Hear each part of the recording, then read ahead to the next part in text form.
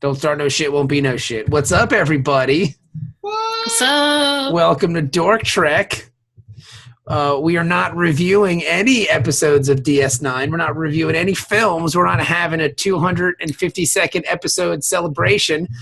Wait. We're not even reviewing an episode of Star Trek. This is an amazing first. Oh, Ben, come Look, on. I had to do it for all the haters out there on Twitter. He already said, don't start no shit, won't be no shit. Well, they started it. I just had to fire back. And my opinion tonight may surprise some people. No, I don't know, man. I'm curious to find this is honestly what I've been thinking about the 4 times that I've watched the 2 episodes. I watched the first episode twice, the second episode twice. And the entire time I've been watching it, I'm just thinking, like, what does Ben think? Yeah, I kind of want to play the game of, can we guess what Ben hates about this? Okay. It's well, we really should tell people what we're doing. We're reviewing. All right, this is what we're doing. We're reviewing the first 2 episodes of Star Trek Discovery. And because if you watch them, you'll see immediately that it is one story.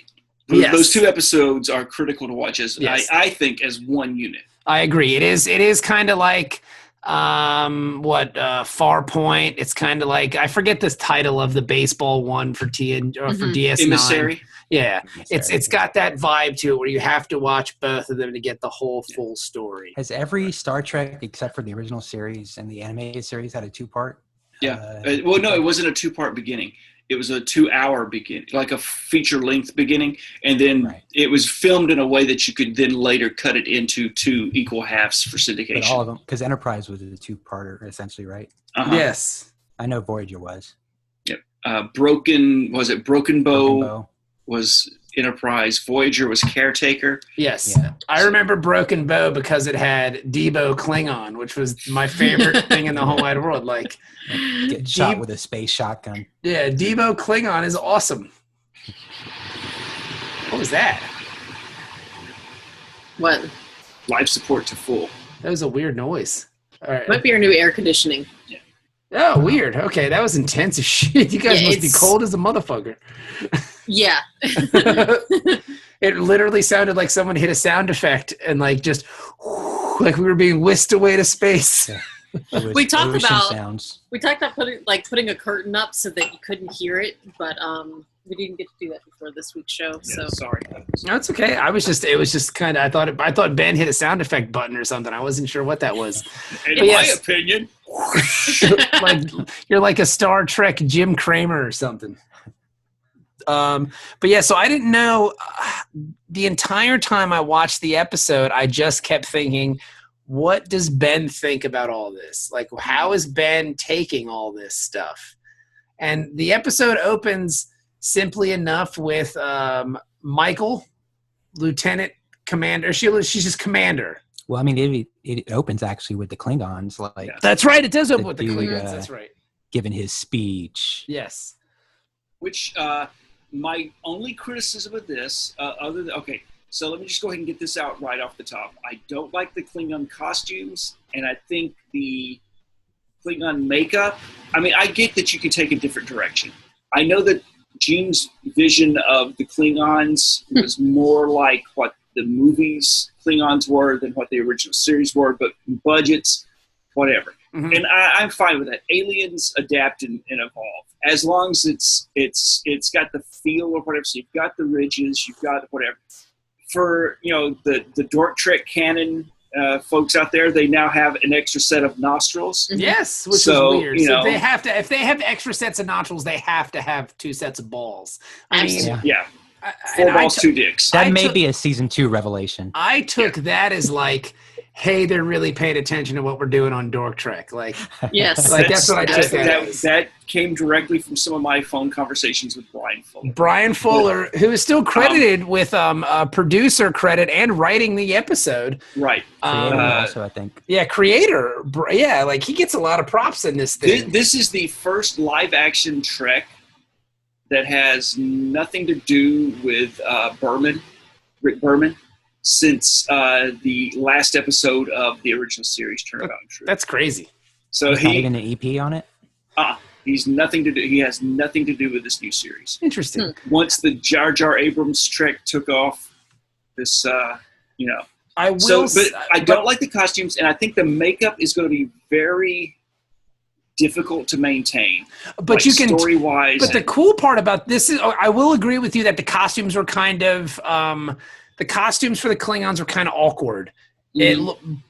It kind of had like Game of Thrones vibe to it, almost. I heard somebody refer to it as like space tutor. I can see that. Yeah, like a space tutor is a good way to look at it.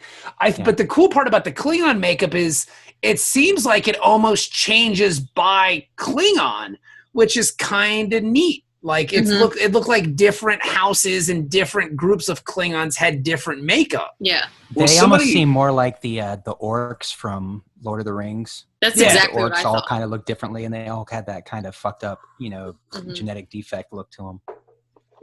They're uniformed, but they're different, if that makes sense. Well, somebody took a picture of like a 12-year-old Asian child, and like just a lovely young lady or whatever, preteen.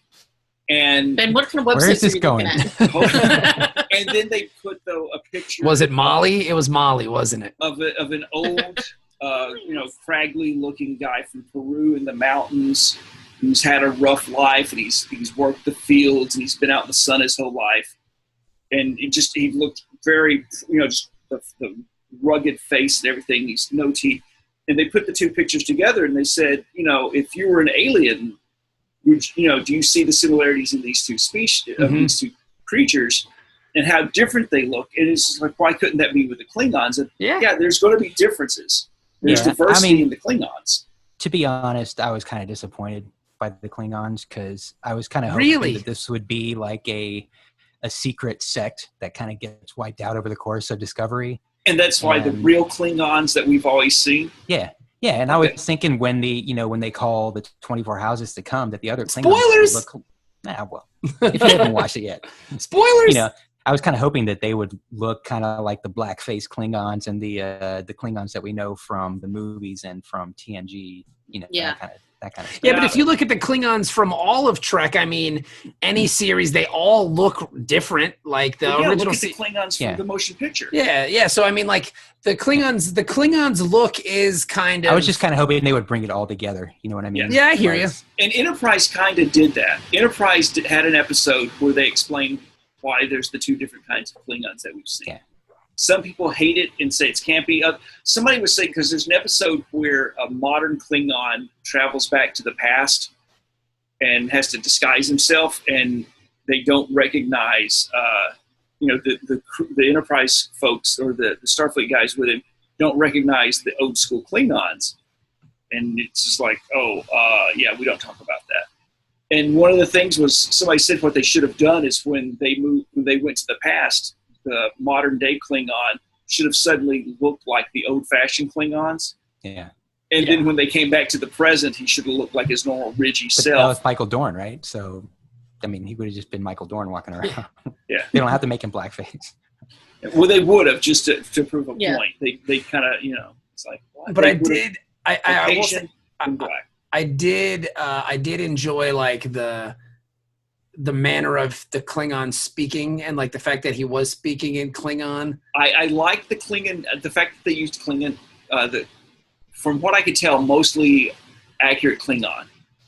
And pardon me if I slip and say Klingonese, because growing up, that's what it was always referred to. Turning Klingonese. I think I'm turning Klingonese. I really think so. But the thing I didn't like, and I think Jenny had asked if it was possibly the prosthetics that were causing it, or if it was the way that they were speaking. But it's almost like Charles Shannon taught them how to speak. I saw you tweet that. And it's like kakwe nakshoi chu shishbakya. It's like, what's going on with all that? It kind of reminded me of some of those frontier movies where people are speaking in Native American languages or whatever, but their voices are still kind of normal. Like some of them have a higher pitched voice and stuff like that. They don't all try to, like Western, white men always have like a deep voice and stuff. But a lot of times the Native American dudes, talk like, hey, you talk like this. Yeah. They have like a higher voice. Talk. Yeah, that's how that dude Kuzma was talking. Yes, then this black nation. Yeah, they always talk like that real kind of weird breathy like. Yeah. But even like their pitch was higher than. Yeah. Now I wonder if that has something cool. Well, I read somewhere on Twitter that I guess this person here. I'm going to share a screen with you. Share screen. And so the Patreon subscribers get to see this. Not porno. Now, apparently, this lady is the new translator of Discovery. And this fella, right, her name is at Canada Aviatrix. So she is the translator. This dude right here is the old translator on the show. On which show? Discovery? Or? Yeah, he said Trek. He was just saying Trek. Like, he said he retired from Trek. They don't need him anymore because they've got this new lady who's doing such a great job. I see the one where it's she's responsible for the incredible Klingon translation and language wrangling on Discovery. So I wonder if, like, maybe that's based on because there's a new translator, perhaps. Well, I don't know, because like I said, it just had some. You know what that is? Hang on first before you go. That was some crack fucking investigative shit right there, son. Thank you for finding that. I'm like fucking Geraldo Rivera, bruh. Thank you. I'm in, dude. I'm in. I mean, it all comes back though, and I love though that it was just Mark Okrand who came up with the Klingon language for the movies, and just had like a basic thing, and then it grew to the Klingon dictionary, and then it grew and grew and grew. Yeah, that's crazy because by the time, because the motion picture came out, 1979? Uh-huh. And so that was the first time they used the Klingon language in any kind of film thing. Yep. So by the time I went to college, there was somebody that I went to college with that spoke Klingon. That's only that's like 15 years later. Yeah, that's crazy. Mm-hmm. That's ridiculous. That guy spent a lot of lonely nights Klingon. I mean, there were guys though who could speak Elvish by the time, a year or two after Lord of the Rings was out. So, but I think the opening Klingon scene was pretty badass. That's just me. I thought it was pretty good. I was into it. That's like I said, other than the uniforms, as far as like the story part of it, I mean, there's my natural hatred for Klingons. Racist. Of course, but you know what? But story wise, I had no problem with this. But the thing is, though, like, in my mind, I think that's a win for this show, because if you are naturally going, I still fucking hate these guys, then that's a good. I'm accepting them as Klingons. Yeah. That's a win. If you're accepting these dudes as Klingons with their double nostrils and kind of weird makeup, but my thing is, I don't like it, but at the same time, okay, this is the style of the Klingons now. Give it 2 years, they may look different. Yeah, which is kind of cool because it's going to change, which is kind of neat. I don't know. I did have a problem, and I don't want this to sound as racist as it's going to sound. Uh-oh. But I kind of had a problem. Mark Twain voice. Okay. No, come back, Dennis. Come back. Uh-oh. And literally, they weren't. Why were they kneeling? I don't understand. Those sons of the Federation anthem came on, and all of a sudden all the Klingons took a knee, and I was like, what the fuck? But, Klingons, playing in the, anyway. No, and it kind of it could be taken as that, and it's not by any means. Well, now I definitely need to hear what the fuck you're But saying. I had a problem with how black Tukuva was. Yeah, he was Wesley Snipes black. Like, he was black and I don't, I mean, only because of the way that they shot it and how the scene was lit. We, on the TV, and I'm still getting used to our new television, so I'm still adjusting. Yeah, but again, like you mentioned, the 12-year-old Asian girl compared to the old Peruvian guy, like they're gonna have totally different skin tones. No, and I'm fine with. I'm not a problem with how black he is, like as a person or as a Klingon. It was just the way that it was lit, and the way that the TV, our new TV, has a better true black in its presentation. So it's I mean, I'm sorry, but I lost him in some of the scenes. I mean, I would say that, it just seemed the Klingon ships were very dark. Yes. Everything was shot very dark. Like, even the bridge of, the Shenjar or whatever it was called, it was just dark as shit. It's kind of interesting because throughout the episodes, I kind of felt that they tried to bring aspects of every version of Star Trek to this. Oh, absolutely. It felt like the pacing was kind of a TOS pacing, the way that the episode moved along. It felt like the lighting, yes, the sound effects were cool. Sometimes it felt a little forced. I'm not going to lie to you. Well, they had sound effects from pretty much every generation. Yeah. But I get what you were saying, Dennis. They had the lens flares. They were kind of doing it all. Like, they were trying to get everybody in. Like, hey, look, this is Star Trek. Like, this is really Trek. The uniforms are kind of Enterprise-ish a little bit. That's something I definitely still have a problem with, is the uniforms. I like them. Yeah, but I mean, and not because they. Okay, so here's the thing. And somebody was bitching during the movies, the uniforms changed so much. Yeah, it's almost like you can't have a gripe about uniforms that much. Oh yeah, I absolutely can. I mean, not justified, maybe. No, I think it's justified because so just hear me out though. My issue with the uniforms is that this is 10 years before the original Star Trek series. Yes. And my problem is that we know what the uniforms of that era look like because we've seen them. Yeah. Somebody complained, you can't expect a new show to just base itself totally in the past. I'm not saying do that. But if you look at Jar Jar Trek, yes, for the 3 movies that they've done, they at least feel inspired by the original version. Like, one of the things I liked about Jar Jar Trek, shocker, is I'm the way that surprised you're even calling it Jar Jar Trek and not Space Movie 2009. Is the uniforms. The fact that you have the black undershirt and then you have the colored tunic that goes over it. Yeah. And that explains why you have color scheme too. Right. It's the TOS color scheme, and then it still has the black collar and then the 3 colored uniforms, but that's removable, and that's great because then if you're an ensign and you transfer from security to science department, you only have to buy that top tunic, your undershirt, and this is speaking, I guess, as a former enlisted man. I'm like, I don't have to buy all those fucking uniforms again. I just have to get that top cover.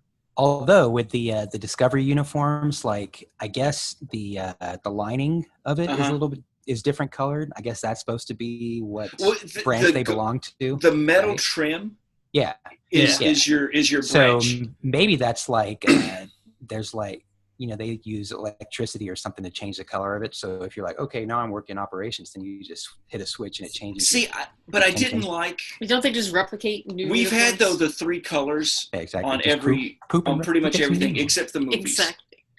So you've got the red, the blue, and the gold or whatever, and pretty much everything. Like I said, other than the movies. And the problem I had with this, though, is that it was very hard. Like with all the other series, even the movies, when they were just using the colored patch behind your badge, or you had the undershirt, you could glance at somebody and know he's what in they this are. division. Yeah. With the new ones, it's like, wait, depending on the lighting, it's like, was that gold or is that bronze? Yeah. Because I mean, and for the metallic colors they chose with gold, silver, and bronze, it was very difficult to just very quickly distinguish. Yeah, see, I didn't even know it was 3. I could only pick out 2. See? And then the other thing is, like on Enterprise, where they had the jumpsuits, the flight suit style uniforms, they still had a very distinctive trim in your department color. Yeah. I agree. That was something I didn't care for. Okay, I think they could have. See, but the cool part about it is, though, like, I don't know, some of these things are kind of things that can indeed change as we go along. You know what I'm saying? Like the Klingon, like the aesthetics of it all, which is interesting to me.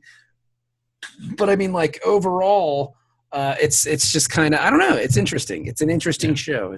Overall, I mean, I'll be amazed if they can maintain this production quality throughout the entire series, because I thought they really fucking went balls to the wall. Yeah, they went nuts. It was crazy. Because then after the speech by the Klingon dude, we're on this desert planet.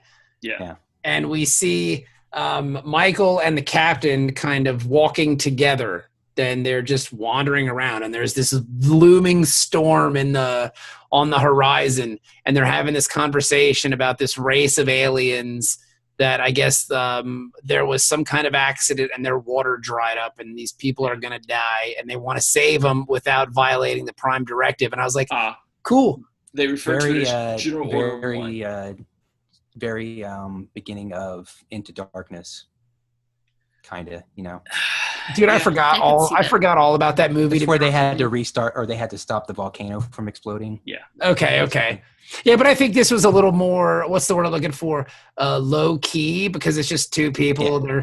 They're just good. Nobody went and stole a mystic artifact from them and ran away through. Yeah. It's just like these two people, and I thought this was a cool scene to kind of, you know, get a little info dump background character thing here, and I think they did a good job with it. You know, like they had a little like, oh, you know, Michael's talking to the captain. Well, don't you trust me? You know. Yeah. I mean, it was a little like annoying expositional, but that's kind of what Star Trek is, so I was okay with it. Yeah.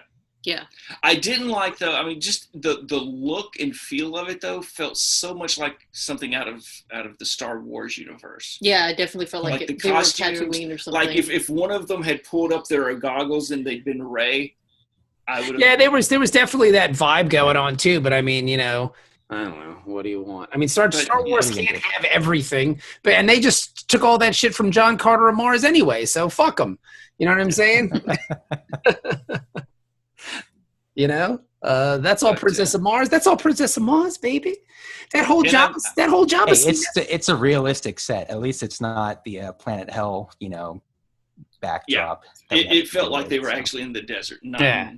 In stage 9 or stage. How great did those aliens look too, man? Those things were pretty badass. I'm telling you, man, the production value is ridiculous. And like, so they're trying to go out in here, and they're trying to you bring these people wrong movie. They're trying to get them their water. They need water, so these people survive. These aliens survive, and I guess they didn't call it the Prime Directive. They called it, what did they call it, Benjamin? General Order Number 1. General Order Number 1. So I took which that is what as it was. It was the Prime Directive. They've called it both in the original series, and so that was kind of, because I don't think I ever heard them call it, maybe once or twice in TNG as General Order 1, or the first General Order, but they on several occasions on TOS had referred to it as General Order 1. Yes. So that was kind of cool that they were more into that terminology. Mm-hmm. So. See, and that's a cool Easter egg, because I didn't even pick up on that. I just automatically heard Prime Directive because that's just what my brain hears, you know? Yeah. And that was a cool, so like they took the little gun and they shot it into the well, and then the water came, and then the storm, I guess, came faster than they thought it would. And then the captain takes the lead, and she says, all right, now you follow me. And Michael's kind of freaking out about it. She's like, we're going to get lost. The storm's going to come. They're never going to find us, blah, blah, blah, blah, blah. We stuck here for 89 years. Yeah. It's going to suck. And then the ship comes out of the clouds. What is this, the pitch black planet or something? Yeah. And the ship comes out of the clouds. And the first thing my wife said was, I don't like the ship. That's the first words out of her mouth was, I don't like the ship. Why didn't she like it? She just didn't like the look of it. She didn't like the way it looked. I don't have a problem with the ship. Me neither. I was like, I think it looks BA, dude. But you had a problem with it coming down through the atmosphere. Yes. The same as I understand that the storm was causing interference and they couldn't beam them up through the storm.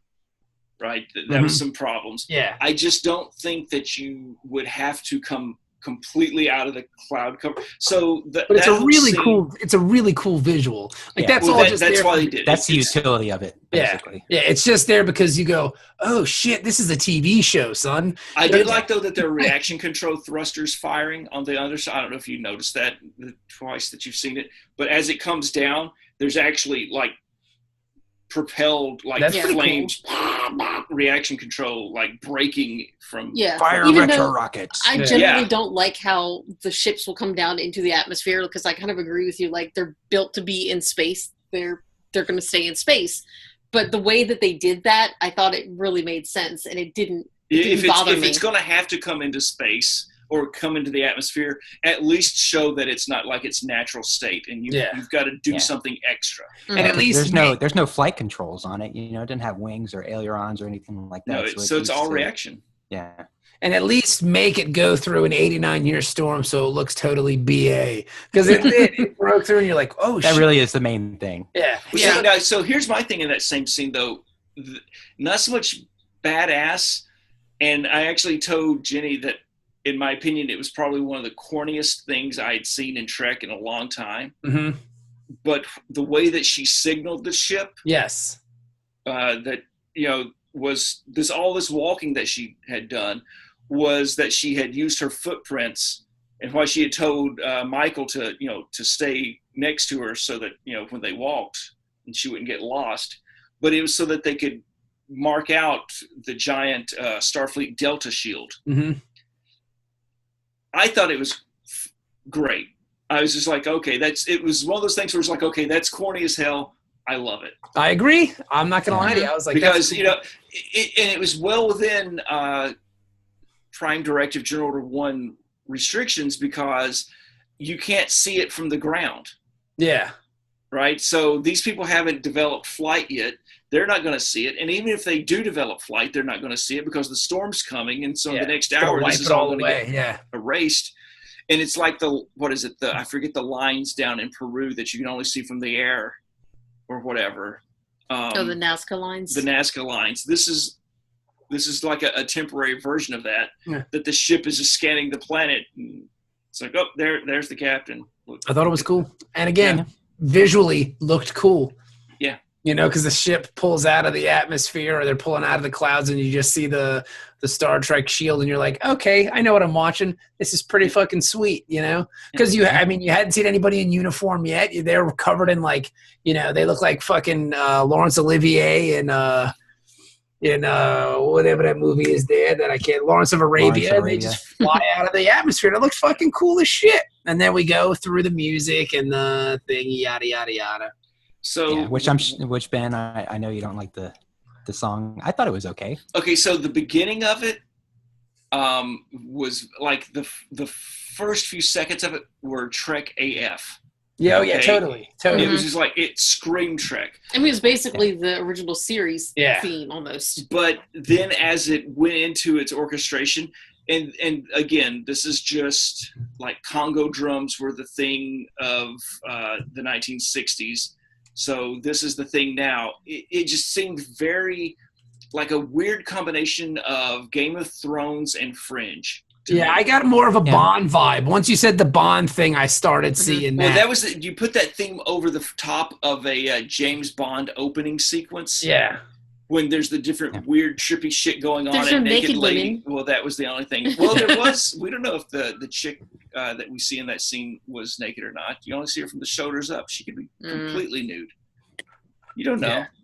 Yeah. That was a naked hand. But I did think that the song hopefully is kind of emblematic of how the series is going to go, because it starts off with what you recognize as Trek, kind of their mission is discovery, but then they kind of jump into war pretty fast, and so it's going to be war, but then at the end it kind of gets back to being Trek again, to where they resolve the conflict, and so now they can be explored again. So and I think that's going to be kind of the arc of the series. I don't want to jump ahead too far, but that definitely there's another scene that kind of says something about that. Look at Dennis using that big brain, that big Star Trek music theory. Yeah, I mean, whatever. It's a good idea. It's a good theory. So the TNG Honest trailer that everybody was sharing today, because today we're recording. I guess we could go behind the curtain and tell folks it's Tuesday. And today is the 30th anniversary of TNG's first airing. Huh, cool. So little 16-year-old Ben 30 years ago today was sitting in front of the television. Oh, yeah, totally. Pulling his pud. Yeah, just trying to see what this new crap thing that I'd been seeing on Entertainment Tonight and the new Starlog had been touting this thing, and I looked up all these actors. Dennis chugs away. Now, do you guys want to go scene by scene with this thing, or how do you want to do this? Because there's a lot of scenes we got to get to. It's a lot of scenes. It's a 2-hour show. It's a 2-hour show. Yeah, well, I guess we should. A lot happens in it. A lot happens. It's a very dense episode. It's very dense. I mean, to get back to the things I like and don't like, the starship designs, I don't hate. Okay. I thought the That's starships another don't hate for you, Ben. The don't hates are kind of just take what you can get. by my tally over here. I've got 2 don't hates already. There should be 3. 3. Okay, there's a third don't hate. I might have missed that one. 3 don't hates for Ben. So I don't know. I thought you might have a problem with the Klingon ships. I did. Bit. Yeah. You notice when I said the ships, I said the Starfleet ships. Yeah, the Starfleet ships. The Klingon ships, I don't like. And this they're taking a lot of artistic liberties with the Klingons. Yeah, my thing though with the Klingon ships is I've never liked that style of ship for any extraterrestrials. Like anytime there's a space movie and they like go the for weird that bat wing, like it looks like a bat. It's just very industrial, and I think Star Trek has had industrial style ships before, but they still have a coherent look to them, a theme or whatever. Yes, this was just I don't like. I had a hard time differentiating between a lot of the styles of ships because it was so dark in the space battle scenes. Yeah. I didn't even realize that the main Klingon ship, whose name I can't pronounce. Don't try. Yeah, whatever his name is. Tukufma. Yeah, something like that. I didn't realize his ship looked like a wolf head. It had like I went back and watched it when it blew up. It looks kind of wolfy almost. Well, see, the thing I didn't look from the intricate kind of designs of it and stuff. Spoiler, it looked kind of almost animalistic. Let me see if I can find a picture of it. I did like that they had, even with this very stylistic design, they still had the long neck with the I thought that was cool. The dick at the end, and very phallic shaped ship, right? Yeah, with wings. It's basically a flying cock in space. Yeah, which is something that I can get down with. Right. Flying cocks in space. Yeah. Cocks in space. Cocks. That was the failed spin-off series. Cocks in my mouth. What? Got to give the fans what they want. Yes. Let me see if I can find this. It looked almost. I love the idea of them burying all the dead on the outside of the ship. I thought that was pretty fucking badass. I did not. All right. Because we have firmly established through God knows how many years of Star Trek since TNG started that the Klingons regard dead bodies as just husks. Yeah. And this is even through Enterprise. That's how they treated them. Yeah. Okay. You do. Now I did like. Yeah. They did. That's why I thought this guy was some kind of religious fanatic. And so maybe that's why I definitely think he is. He's definitely a religious fanatic. Like he's like a weird Charlie Manson, Waco dude. Jim Jones. Yeah. Because the whole he thinks he's the reincarnation of Collis. And it's just I like that they bring up Collis. I mean, no, they bring up Kalis nonstop in this episode. Like it's really cool. I think another part of the episode that I loved was it's just so Klingon heavy because they mention Kronos. Yes, they mention all of it. And so in the first episode, they tell the Klingon homeworld's name. Yeah, which is killer.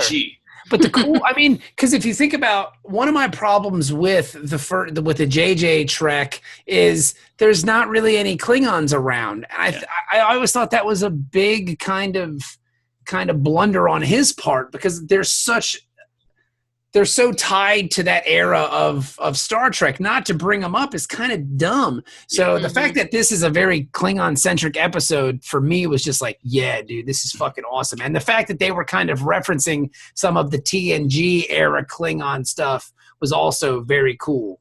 I think if you do a Superman movie, you have to have the Daily Planet and Lex Luthor.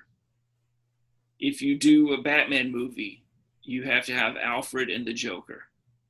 I mean, these have to be in early standards. On because that's the thing. With Star Trek, you have to have the Klingons. Yeah, I'm terrified that they're going to bring up the Romulans because we're not supposed to see the Romulans, even though they brought them up on Enterprise, and I completely hated that story arc. we had no contact with the Romulans for 100 years before Kirk runs into them and balances they even said in this one that it was 100 years since they had contacts with the Klingons. Which would have put the last contact pretty long with the drought Klingons. for the Federation. Well, no, but that would have put it at the last time that we interacted with the Klingons would have been at the end of Enterprise. Okay. So that was a nice. This is 100 years after Enterprise. But if the Klingons blew up the station that Michael lived on, if that was a Klingon attack, then how old is she then? Well, no, she's in her late 20s, early 30s. But then they said I don't think that means that they haven't had any like combat engagements with the Klingons. They just haven't had any like communication dealings with them. Okay. All right. We haven't opened up comms and said, "Hey, Klingons, how y'all doing?" Okay, so there's we come in peace.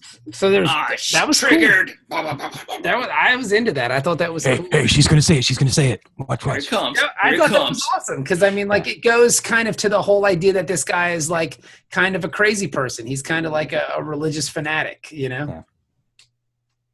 Like, because he was talking a lot about prophecy and stuff like that. I did. I don't know where you want to skip around to. We could just do general impressions, right? Okay. I think so. I guess, maybe. I don't know. Yeah, whatever. Do this? I don't care. I just want to talk about it. I didn't like the beacon. Okay, so I thought the beacon was awesome.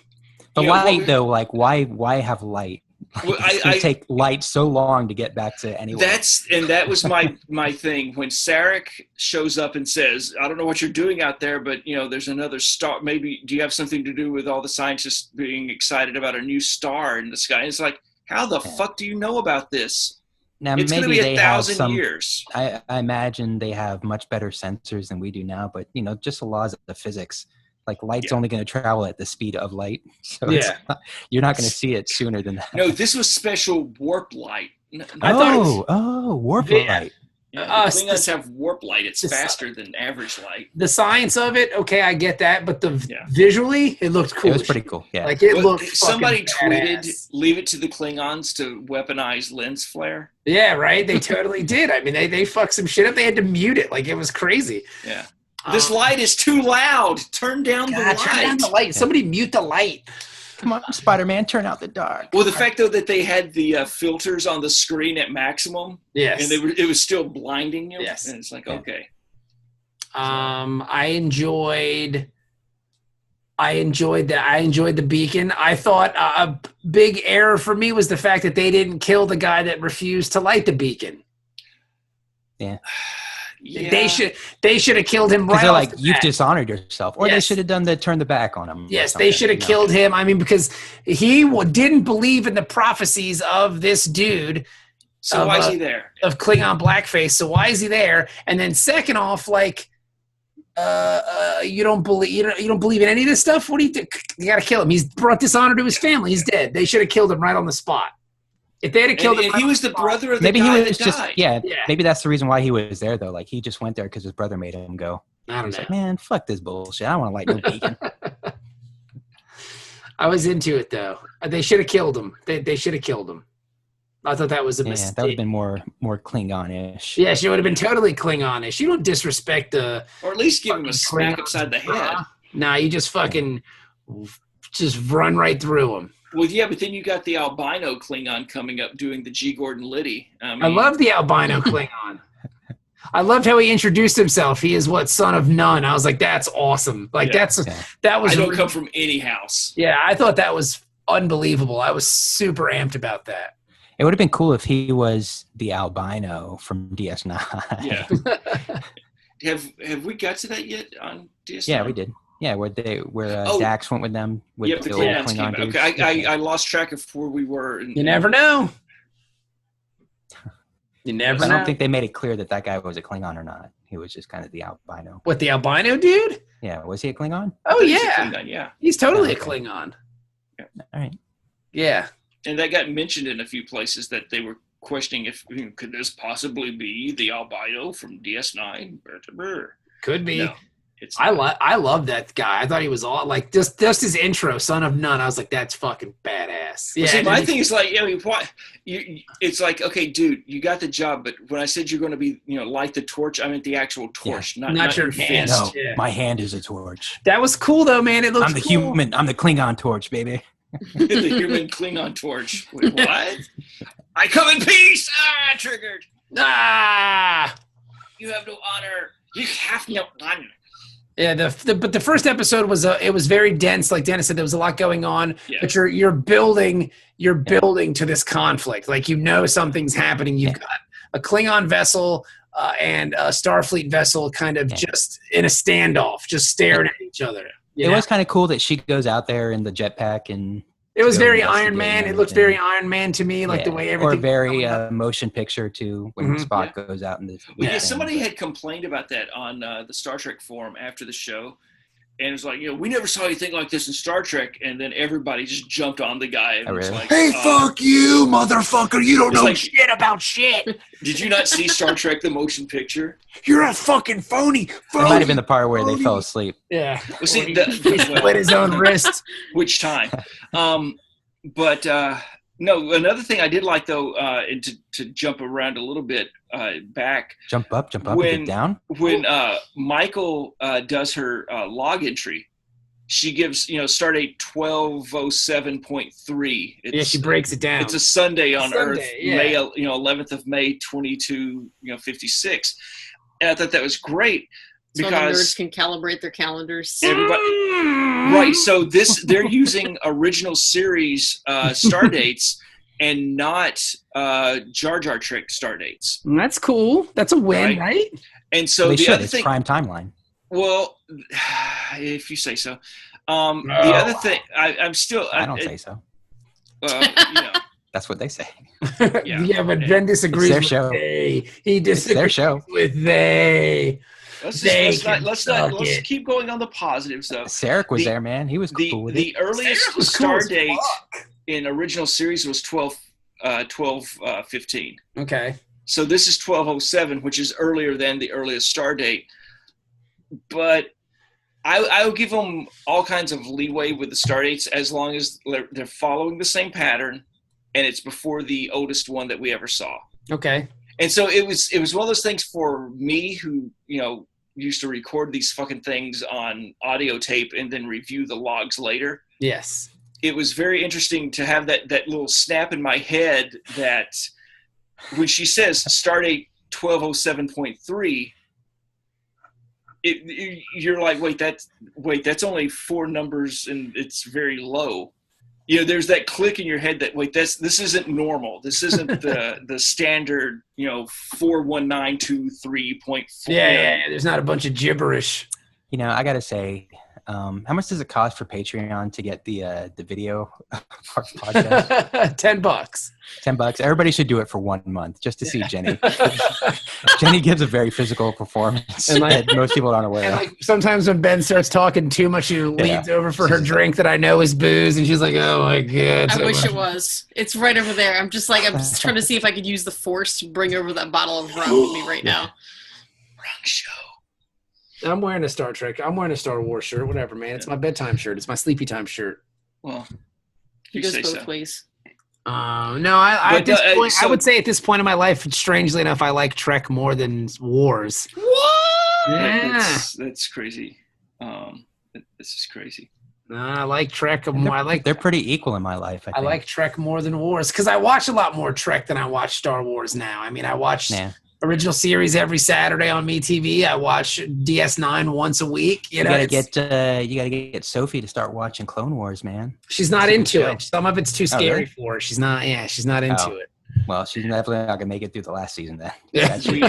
That shit is real as fuck. Yeah. But I mean, there are some really great sequences in this. I'm not too keen on the holographic communications yet. It's weird. Because that was something that was not introduced, and they made a big deal about introducing it in the later seasons of DS9. Yeah.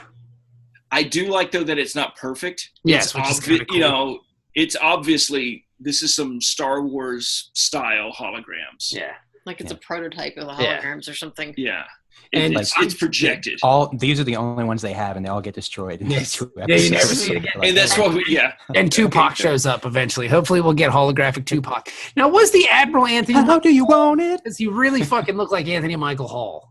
That's who I thought it was. I thought it was. It is? Yeah. No It was? shit. Yeah. Get Holy the crap. fuck out. I haven't looked at any of the cast list other than the primary crew. Well, So I I didn't kept either, but- thinking, Oh, holy no, wait. shit. No, it's not. Oh, holy shit. I'm looking at It it right looks now. just like Anthony Michael Hall. It does. It looks just like him from The Dark Knight. Yeah, that's what I thought it It's, was. Terry Serpico. Who the fuck is Terry Serpico? Is he like He was a Anthony Michael cop. Hall lookalike. is he an Anthony Michael Hall impersonator? Like they couldn't get Anthony Michael Hall, so like, all right, get us Terry Serpico. Like, who's Terry Serpico? You'll know. No, he was in Donnie Brasco as the strip club owner. He looks just like Anthony Michael Hall. Well, he also kind of made me think of the captain from that. I don't know if you watched the series The Last Ship. Didn't watch that. And he kind of reminded me of the captain from that. He was not a happy fellow, this Admiral. He was very grumpy. And as much as I dislike the uniforms, the way that they did the Admiral, like the Admirals have a different Starfleet badge. And I'm going to go ahead and just leave out the whole fucking thing about the fact that at this time, every ship had a different mission patch, and only the Starship Enterprise had the Delta. Interesting. Right? If you went to the Defiant, they had a different badge. If you went to the Yorktown, they had a different badge. If you went to the I didn't even know that. See, that's what I was about to say. Is that I don't think anybody knows that except for like the Bens of the world. Well, that's fine. So they had to do something on the TV show to make it look like Starfleet. But in the movies, it went fleet-wide. Yeah. So, but I agree with Jenny on that. I'm not hating on it because that's just something that's that's just the accepted trick now. If you look, when it comes to merchandising, you have to create your brand, and that became the brand of Star Trek. The Delta Shield, I thought that they overdid it with the boot straps that you that was see a little later. much. I was that like, was a little come much. on, Yeah. That's overdoing it. So I've accepted that. But the thing I was going to say, though, is that the way that they presented the Admiral's badge. It was a butthole. It was an actual butthole. It was a picture of a butthole. No, it was the Starfleet so you can just Delta. kiss my butthole. Starfleet Delta, but then it had the little ring around it. Which was his butthole. That's his aim. It's the Starfleet Delta. And it was Harry. He was Admiral Harry, yeah. I didn't like that it was very hard to tell the ranks of people. Yeah, it was. There were some things. There was no stripes or anything, and I think we noticed when she was in the brig that she had like on the Starfleet badge there were like dots on the badge. Yeah, I only knew people's ranks because they were saying them. Yeah, like when she was like ensign, and where they're sitting. Yeah, like the guys flying the ship are ensigns. And weird Daft Punk robot do this, and. I was about to ask you guys about that. Like, what did you think of the robot? Because I guess they were. Well, was he a robot or was he a dude? They heard our episode last week. They brought the robots. Yeah, they brought and now we have to fuck it. Sex robots. Don't talk. I've only got like 15 minutes into the episode. Oh, don't worry. We've got a very important question for you. You'll get there. Spoilers. Yeah, I didn't know what the robot was. Some of the stuff I thought was just there to look cool. Like the robot that had like the fucking sports sticker on his head. Like it's just like when they went to Red Alert. And that's fine. I mean, they're trying to sell subscriptions to CBS. Yeah, they're trying to make this basically. thing look fucking awesome. And I mean, I will say mission accomplished. Like some of this stuff looked cool. Like the one guy on the bridge, the black dude that had the low pan thing going on. Yeah. With he had like the light fixture on his head. You know what I'm talking about? Mm-hmm. Yeah. Yeah, I thought he was just chilling. He was hating. Yeah, they had the ginger dude, the ginger lady who was there on the bridge. I don't know if I liked her that much. She got like really like she went from 0 to 60 with her emotions. She's hey, like, you know what? Oh my god! Spoilers, you're probably never gonna see her again. So like I thought I don't know. She's probably dead as fuck. I've seen some pictures. I've seen it. How many times did Denise Crosby come back? True. But see, one of the things once the battle started, so you're just gonna gloss right over the whole mutiny thing. Okay, so in the Star Trek episode, flashbacks and the flashbacks and the Sarek stuff, like you're just gonna. Okay, so there was an episode of the original series And Chekhov says, "Has there ever been a mutiny on a Starfleet vessel?" And Spock says, "No, there has never been a recorded mutiny on a Starfleet vessel." And so now somebody suggested you have to change that to, "except for that one time with my sister." Sister. Well, maybe her record got expunged. Yeah, who knows what happened. So then it wouldn't be on record anymore. But Spock, I mean, that'd be family history. Spock would know. Yeah, well, he's a maybe he's Vulcan. embarrassed by her. Maybe. You never know. I'm really getting tired of Spock having... Spock is like a lottery winner.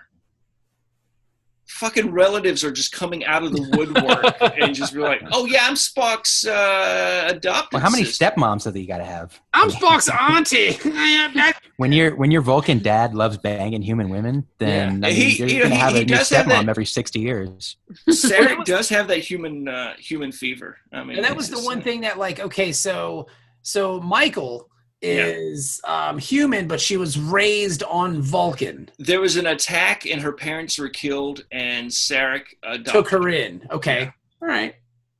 So she's not really related to Spock per se. Logically, she wouldn't be related to Spock. Not by blood, no. Yeah, but she's a foster child, basically. Yeah. Well, I mean, I think it's insulting to adopted children to consider them anything but actual children. I don't know. Yeah, I mean, genetically, she's genetically no blood relation. I think what they're saying is she could bang Spock. Yes. Totally. It would kind of be like those a videos. Barry Allen She could be in one of those videos. What color do you think his cum is? Have we ever discussed Vulcan juice? What color is it? They have green blood. I'm sure that's got to have something to do with it. Yeah, right? but we have red blood. Yeah, but our cum is white. So let's look at it like green blood equals. We actually have red and blue blood and white cum because we're Americans, damn it. Hell yeah, man. You better stand up for that, some bitch. Go to a NASCAR race. Everybody stand. So do Vulcan's blood change colors when it gets oxygenated and when it's not oxygenated like ours does? I mean, we don't. Or is it always green? We don't really have blue blood, though, do we? I mean, it's just a when it's when it's. I think that's a myth that it's blue. It's not really. Look at it, man. You can see. Dennis is a biology major. That's just how it looks through the skin. That's your veins. Yeah. That's just how it. Yeah. I'm gonna have to call bullshit on that one. All right. Yeah. Challenge the biology major. Go for it. I absolutely. When I cut it open, it's red. That's because oxygen's reacting with it. I call it out. Okay. Well, then when they hit it in the little vial and it's vacuum pulled out. It's vacuum pulled out. If they pull it out of an artery, then when I shoot up, it's always red. Blood. I'm gonna pull out of you. But what color is it? Brown and creamy. I believe it is a myth, like a beige, that our blood is blue and red. It is always red. It's just either when it's oxygenated or less oxygenated, because of where it is on the circulatory system. I think it's brighter red after it's been enriched with oxygen, and it's darker red when it's that oxygen has been depleted, but it is always red. What'd you think of the captain? I thought she was fucking awesome. Mm-hmm. Dennis? Yeah. Jenny? Yeah. I loved her. One thing I want to ask, because she gave a couple of looks to Michael, like especially during the mutiny portion, like, you done fucked up, like, it felt very maternal to me. Yes. Like I've seen that look on my mom's face, but I usually don't get that when other actresses or whatever have that same kind of look. So I wonder, like, whenever a white lady does that, do you guys get that same feeling like you're being yelled at by your mom? Because it registered instantly. Like, I just think she's that great of an actress that it just. I think that has more to do with it. It's the fact that maybe. She's definitely one of my favorite actresses. She's amazing. Like, I mean, granted, I've only seen her in 3 things. 2 of those things were Crouching Tiger, Hidden Dragon, and its sequel, and then this. But I've always she was also in James Bond, wasn't she? Yeah. I'm not a big Bond person. Not a good one, but Oh, I thought it was okay. It's probably the best Pierce Brosnan one. Yeah, and I'm a huge Pierce Brosnan fan, so. Yeah. They didn't do him justice with his Bond movie. No, I think he got shafted with that, but that's neither here nor there. Yeah. But I think she was a great captain. I think she brought that. There's a maturity that you need to be captain. I agree. There's Gravitas. Yeah, you have to have a certain bearing about you to be taken seriously as a captain on one of these shows. And I think Patrick Stewart definitely set a pattern that if you can't hit Stewart level, you're there's something just it's like Well, you at least have to approach it. Yeah. Yeah, you have to try. I mean, yeah, I would consider one of the best captains. He's ever. the gold standard, bruh. It's kind of like when you're a superhero, you try to be like Superman. Yeah, you try to be Christopher Reeve Superman. Yeah. If we're gonna get super specific. Like Stewart's the gold standard for this, Yeah. you know? Yeah. And so I think she is definitely on that Patrick Stewart line of captains. Like she fits into that mold. Like if she shows up at the captain's dinner table with all the former captains, she fits right in. She gonna be a fucking Force ghost, baby. So we see the training center on Vulcan. Yes, which is cool. I thought it was cool. But that's a little more JJ versus the one that we see in like Voyage Home, right? It doesn't really go counter to anything. The one we saw in Voyage Home was just like his home computer setup. Oh yeah. He wasn't at the Vulcan Training Institute or Institute of Learning or anything. That's his home Mac. That's his home. That's his home. His prep version. Like before you take the test, you have to do the prep one at home. And I like though how it sounded a lot like though his home version when it was popping the questions and you had to respond and how do you feel? I feel horny. Yeah. What? I like though how Sarek was just like cold AF to her, even though she was having some PTSD reaction to the questioning. He's like, the problem's not your what was it, your human heart? It's the humans, not your Vulcan tongue, it's your human heart. Ooh. Yeah, I thought that was a cool line. There were some pretty cool lines in it, like when you got the Anthony Michael Hall Admiral who shows up and his little hologram, and what does she say to him? Don't mistake race for culture. Yeah. Yeah, I thought that was another good Trek line. I thought that was a cool one. I saw people on Twitter were super happy that there was Michael and the captain were fighting and there was no man involved. Yeah. Like for two women characters to kind of they weren't fighting over a man. Yes, yeah, that's what I'm saying. Like they weren't like, he's my man. I'm gonna fall in love with the Daft Punk robot. So I'm hoping this thing passes the Bechdel at some point. Giving me the robot PP. Now let me ask you: Did you like Michael? Yes. The one thing I don't like. Well, let everybody else answer, and then we'll get back to that. Dennis, did you like her? I thought it was I thought she was pretty good. Okay, Jenny, did you like Michael? I liked her, but there was a few moments where I'm yelling at the screen, like, what the fuck are you doing? This thing is moving. You need to get away from that ship. Like, pull back, Yeah. And it was frustrating because I felt like she was a little bit too bullheaded, I guess, to be that high of rank in Starfleet. In fact, when they were on the planet and they're walking around and they're they just stopped to have a conversation in the middle of the freaking desert when they're supposed to be like, doing the thing and escaping before the 89-year storm comes to trap them there. It's like, no, let's just have a conversation for a little bit. I get the feeling like they don't get to do this kind of stuff very much. Like they go and explore and everything, but they don't get to go do away missions and definitely the jetpack thing. It seemed like she kind of bullshitted her way into it. And that's why she was so excited when she finally got in there. Yeah, and I thought I thought it was a nice line where like, oh, her heart levels, her heart rate's elevated. It's like, oh, she's having fun. I thought that was cool. Like that was a neat little moment. And they've known each other for 7 years. Yeah, So do you think I read a couple places online was saying she's kind of Mary Sue-ish? Agree, disagree? Disagree. No, I don't think so. I didn't think so either. I thought it was she's flawed. Yeah, she's totally flawed. Like, oh yeah, she's completely bullheaded and stubborn and fucking, totally. Yes. There's a popular female character on this new thing, and I feel threatened by the diversity being presented here because she's a Mary Sue. Yeah, I agree with that. Because you know who's a Mary Sue? Wesley. Wesley's a Mary Sue. He was. That's why Roddenberry would lose his shit at conventions if you criticized Wesley, because he wrote Wesley as his little stand-in. His name is fucking Eugene Wesley Roddenberry. Yeah. I mean, come on. Okay, all right. I didn't like, though, that she didn't go to the academy. Oh, yeah. And because it looks like she grew up on Vulcan. She went to the Vulcan Learning Institute. She went to the Vulcan, first human to graduate the Vulcan Science Academy, which is no small feat. No. I mean, Spock didn't do that. Yeah.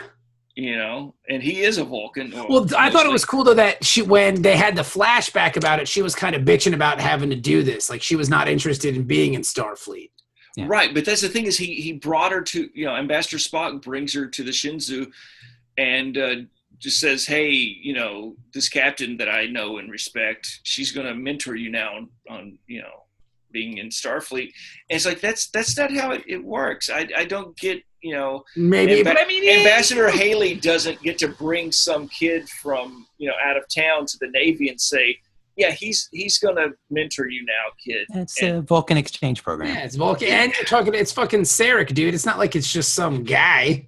Yeah, you know what I'm saying? Yeah, I don't like at this point. It's already established that there's an academy, and I just maybe it's like the old days where he just like hit her way onto Starfleet, bought her a commission. I'm into that. I kind of I thought it was cool because like it kind of shows that she is an outsider, and I think they were doing a good job. It's like, why did she commit mutiny? Oh well, because she never learned otherwise. Yeah, and like I thought it was kind of a cool thing that. I wasn't supposed to punch the captain in the face. No, it was the Vulcan neck pinch, bro. She fucking neck pinched her. I thought it was kind of cool that they kind of made her an outsider in a way. You know what I'm saying? Like she because she never graduated from Starfleet, she kind of had her own logic about it. Like she even in her discussions with the captain, when she was yelling at the captain on the bridge, they go into the ready room, and when she performs the mutinous act, like in her mind, it made sense. Yeah, because she's thinking like a Vulcan. Only logical. Yeah, it's the logical way to go. So if she would have went through Starfleet, they might have beat that out of her. If that makes sense. Well, I think even like when you see her come on the ship the first time, she's like super Vulcan. Like she's trying to emulate it as much. And I wonder if they're going to have flashbacks later that show she kind of had like when they showed Spock as a kid in the JJ movies, like he was getting teased because he's half human. So you can just imagine like her growing up there, they must have been really brutal to her. Yeah, but, she's all human. So she overcompensates as her Vulcanness. But then like you see by 7 years is up, she's more human. Well, even the captain mentioned that they were trying to chip away at it to get to, try to chip away at her Vulcanese, if you will. You know what I'm saying? So. I definitely think that she's emotionally retarded. Oh yeah, totally. It's because she, being a human who needed that love and affection of human parents or a human interaction, and to grow up on a planet like Vulcan, where you're not getting that. Yeah. I guess is Sarek married to Amanda at this point, though? A man? Sarek's married to a man? No, yeah. Spock is already in Starfleet at this point. Because when we do the flashback episode of... but his mom's still alive, right? Oh, yeah, absolutely. Yeah, so she would have been raised by Spock's mom. Yeah, his mom doesn't die, and isn't Spock's mom on TNG? Yeah, but that's a different No. Spock's mom is dead by TNG. That's right. It's Spock. The last time we see her is Star Trek 4. All right. Okay. Amanda Grayson. Yeah. A man? But Amanda hug and kiss. Amanda hug and kiss. So she, so Sarek and Amanda are married at this point. Spock and Sarek, when we see him in are we going to see Spock in this series? Possibly, but hopefully they bring Zachary Quinto to do it. That'd be cool. He ain't doing shit else. Journey to Babel. Sarek is there, and Amanda says that Spock and Sarek hadn't communicated as father and son for 18 years. Interesting. And that's 10 years after this, so they've already not talked for 8 years because Spock chose to go to Starfleet instead of the Vulcan Science Academy. Interesting. So she is, I'm trying to think, roughly Spock's age, maybe a little older than Spock. All right. And Sarek, with his first wife, the Vulcan priestess who mothered Sybok, who's pure Vulcan. Yes. And he's already gone. He and Sarek have had their differences. He's out smoking doobies. Yeah, he's being a hippie. Laughing it up. Goddamn Beatles albums! Yeah. But yeah, Spock is on the Enterprise at this point. Okay. All right. Under Captain Pike. Yes. Who ends up in that box? Yeah. Beep. Beep. Beep. Do you have a boner? Beep. Wait, is it one? Let me open my box. Beep. All right, so the first episode ends with the mutiny, and then The Klingons don't show up. Yeah, the Klingons show up, which I thought was pretty fucking badass. Yep. I also liked how, all the Klingon ships look different. Is that because they're all the different houses of Klingon? They all have different kinds of contractors that build their shit? I mean, because they did a very kind of interesting job showing like, hey, these are 24 different groups of people. Well, I think that's the point that they're making is the Klingon is a fractured empire at this point. Like they're all kind of doing their own, they have their own fiefdoms and, each house is kind of doing its own thing. So does that, do you get Kufma is trying to bring them all back together. Do you give a pass on that all the ships look different then? Mm-hmm. Okay. I just don't like, me too. I just don't like the style that they look. I mean, they could still look different and look more Trek-like, but whatever.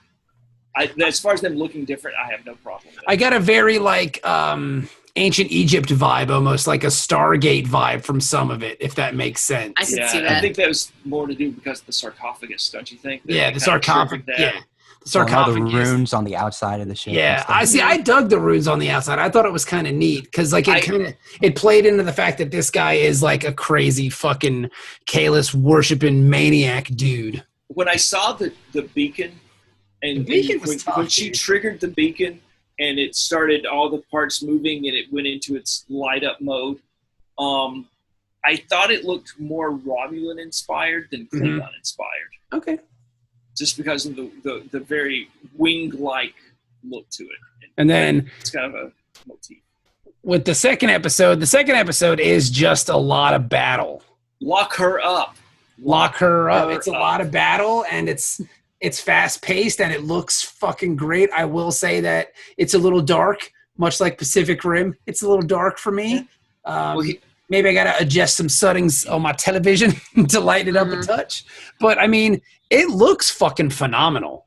And here's the thing that I love that really... Wait, so you've got 5 likes and a love? That just pulled me into the episode. Whoa. Right? And it's when the ops officer, his console explodes, which is a Star Trek tradition. That, we put consoles. 30,000 volts in every console just in case. You never know. My keyboard at work doesn't even have 5 volts going to it. Yeah, but has that shit been shot by a photon torpedo? Yeah. And your keyboard can't fly a Starship either. I bet it could, though. I bet it could. It's a Logitech. Hey, man. Oh, yeah. It's a Logitech wireless. I take it back. The Navy's using Xbox controllers to pilot submarines. So why couldn't Ben's keyboard fucking fly a starship? Yeah, but we keep crashing into merchant ships. Well, they're not doing it. Not submarines. Not the submarines. So maybe we should maybe the surface ships should switch to the PlayStation controllers. Just make them all submarines. Well, they try. No, but when the young officer and she says, "Hey, can you make it down to sick bay?" Then and sends him away. And when he staggers into the brig, because he's in shock, right? Yeah, and he's just staggering around, and he's talking to Michael, and he's like, you should be on the bridge, and all this stuff. And then he says, "Why are we fighting? We're Starfleet. We're exploring." Yeah. And I was like, yeah. Did you cream in your jeans when that happened, Ben? A little. a little. Well, I think that helped explain why they got their asses handed to them too. Yeah, they got fucked up. Yeah, they just know basic maneuvers. They don't really have any kind of advanced battle tactics to bring. Well, we survived the Earth Romulan War. Yeah. But early on, we were getting our asses handed to us for the same reason. But even that was still 100 years ago, That was 100 years ago, yes. So Michael even says to the captain at one point, that's the diplomat in you talking. Like, what does the soldier say? Yeah. And then I want to hear what your theater actor has to say about that. And then we're Starfleet. We don't fire first. No. I was like, exactly. That is That is something a Starfleet they might be updating those SOPs. Here. And this is why. You know what? This is why. This the 4 years. Now technically they haven't fired first. This will always be the first shot. Yeah. But this is. I'm starting to think when they're talking about this is based on an event that has been talked about in Star Trek in the past. I'm not thinking it was a canon event, but I definitely think that this is the 4 Years' War. That some of it skirted the edge of canon, like it would be mentioned in some of the role-playing games and a lot of the novels and things. And that was the 4 Years' War that we had with the Klingons. Well, it kind of makes sense because like the last thing you want to do, I think, as a show that's trying to get people to watch and then to pay to watch online is kind of just jump right and go, this is the Klingon War. This is what we're doing. This is what we've been hearing about for fucking 50 years. This is what it is. Check this shit out. Because then people are going to go into that with their preconceived notions like, no, that's not how that happened at all. I think they're doing this great. Yeah, and it would be cool if they, like, Discovery's mission is to go find allies or find resources or something like that. Not necessarily to go fight battles all the time. Yeah, but like they still have like an exploration kind of mission. It's going to get old every week when Ensign Daft Punk turns around and says, "We need more Vespene gas." And it's like, shit. What the fuck? These guys and their gas. Now you get a little more of the history on the leader Klingon here in this, which I thought was cool. You get the idea of his ship and all that shit. And my father's ship. I don't know, man. I loved all the lore that they were laying down. Yeah. I thought it was fucking dope. Not a problem with any of this so far. I think maybe one of the only problems I had, there was like an excessive amount of Klingon to me. Like it was practically like watching a subtitle show. Oh yeah, like at some point they should just like do the switch over to where we can understand what yes. So they slowly zoom in on the Klingon's mouth. Yeah. Kind of like the beginning of Valkyrie. Yeah. Tom Cruise is speaking in German and then kind of just transitions into English. Well, I was thinking of Red October when Sean Connery's speaking in Russian and it zooms in on his mouth. Well, no, I thought it was the key turn. Wasn't it the key turn? I thought they zoomed in and he switched to English and then it pulled back out. I don't know. I can't remember. Dude, I fucking on Sean Connery. I loved all the Klingon, man. I thought it was fucking cool as shit because like it always kind of bugs me like, alien races are speaking common. And it made sense too, I think, that this dude would be so amped on being Klingon because he's fucking Klingon as shit. He's reuniting the 24 houses. He's bringing this war. He's got these prophecies. You watch, it'll happen.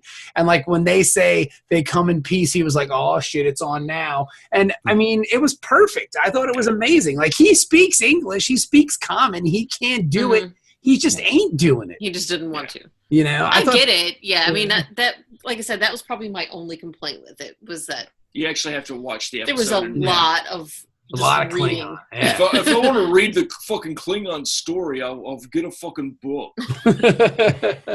Every time I just see know this, there's probably one mispronunciation that people are going crazy about. What's her name? Michelle. Klingon people. Michelle Yao. What's the captain's name? Yo. Every movie I've seen her in, except for James Bond, I've had to fucking read the movie, and I'm just I don't know. It's her. I don't like to have to read the movie. She sucks. I don't know. She reads everything. I was into the Klingons. I thought they were cool. I loved that the ship was just covered in their dead. I thought that was fucking creepy and kind of neat. Yeah. I don't know if we skip ahead to the bodies or was there anything. I mean, it's just this is all just fucking straight up war, and like the Klingon, like when Anthony Michael Hall shows up and he's and he tells them what's happening, which I thought was cool. We can begin negotiations. Blah blah. Can't talk if we're fighting. Yeah. And the Klingon's like, it was pretty cool. Yeah. He's like, what the fuck was that? Like his hologram's getting bounced around the bridge. Yeah, that's one of my favorite scenes in Star Wars is when they're going into the asteroid field and Vader has the holograms of the three admirals and you see the one do like that. Yeah. And it cuts to you saw it destroyed from the outside. Now, how were they destroying the Europa? Like that's the one thing bound to happen. How did that happen? How did the Europa get destroyed? They just ran into it, right? A cloaked ship ran into it. It's Ben elbow Jenny in the face. You've been this close like 5 other times throughout the show. We gotta That's get why you I guys. keep sitting like this.